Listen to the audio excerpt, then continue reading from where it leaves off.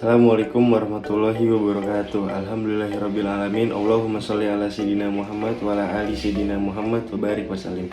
Pada kesempatan kali ini saya akan memaparkan materi tentang administrasi dakwah. Di sini adalah sebuah tugas yang diampu dari Bapak dosen Dr. Haji Arif Rahman SAG MPD dan Bapak Galih Abdi Nugraha SPDI MPD. Pada kesempatan kali ini saya akan memaparkan bagian dari pembahasan dua soal tugas.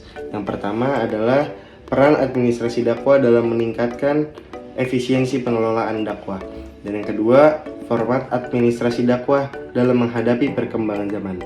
Pertama, masuk kepada pembahasan pertama. Dalam meningkatkan efisiensi pengelolaan dakwah dan kelembagaannya, ada 4 poin pembahasan yang saya telah rangkum.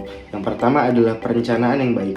Yang kedua, pengelolaan sumber daya. Yang ketiga, pengorganisasian yang efektif. Dan yang keempat, perkembangan program dan fungsi. Pada poin pertama, adanya perencanaan yang baik. Setiap apapun yang kita lakukan pasti harus ada perencanaan tentu saja. Yang baik tentunya, dan terlebih dahulu dilakukan dengan sebuah perencanaan. Karena tanpa adanya perencanaan yang baik, maka suatu pekerjaan atau sebuah tindakan tidak akan berjalan dengan baik. Kedua, adanya pengelolaan sumber daya. Di sini maksudnya, manajemen dakwah membantu mengelola sumber daya yang tersedia untuk dakwah dengan memastikan penggunaan sumber daya secara efektif. Administrasi dakwah dapat mengoptimalkan dengan hasil mencapai tujuan secara dengan efektif. Yang ketiga, adanya pengorganisasian yang efektif. Yang dimaksud adalah administrasi dakwah di sini dapat membantu menyelenggarakan kegiatan dakwah. Hal ini membutuhkan pengelompokan tugas dan tanggung jawab. Adanya penetapan peran yang sesuai untuk individu ataupun kelompok. Dan yang keempat adalah pengembangan program dan fungsi. Pengembangan di sini melalui sebuah analisis kebutuhan, penelitian dan survei, manajemen dakwah dapat merancang program dan kegiatan yang efektif untuk menjangkau khalayak dan menyampaikan pesan dakwah secara efektif. Sebuah pembahasan jawaban tentang mengenai format administrasi dakwah dalam menghadapi perkembangan zaman. Secara aktual, kita akan menghadapi perkembangan zaman. Format administrasi dakwah perlu disesuaikan agar tetap relevan dan efektif dalam menyampaikan pesan-pesan Islam kepada masyarakat. Dengan menentukan tujuan dari kegiatan dakwah yang ingin dicapai, misalnya meningkatkan pemahaman agama, mengajak masyarakat untuk berperilaku baik, atau memperkuat keimanan umat.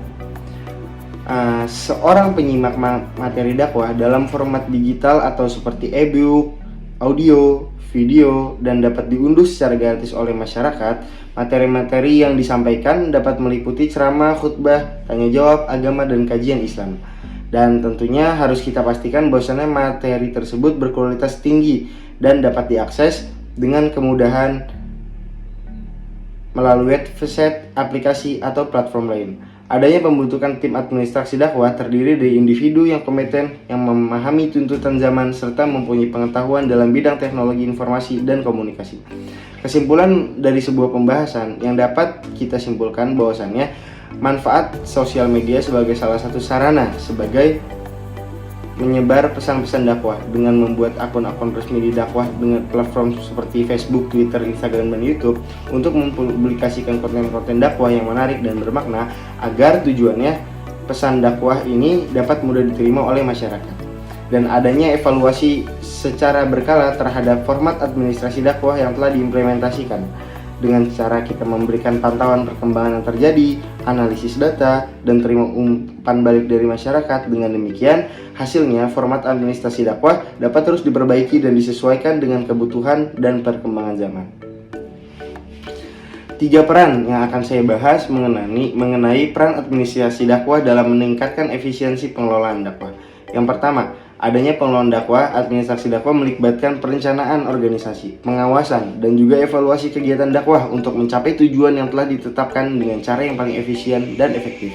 Yang kedua, analisis pembahasannya lebih mudah dan lebih mendalam dalam elemen dakwah. Dan selanjutnya, guna untuk menjadi ajaran-ajaran pelaksanaan proses manajemen dari suatu lembaga organisasi. Mungkin itu yang dapat saya paparkan, kurang lebihnya mohon maaf. Wassalamualaikum warahmatullahi taala wabarakatuh.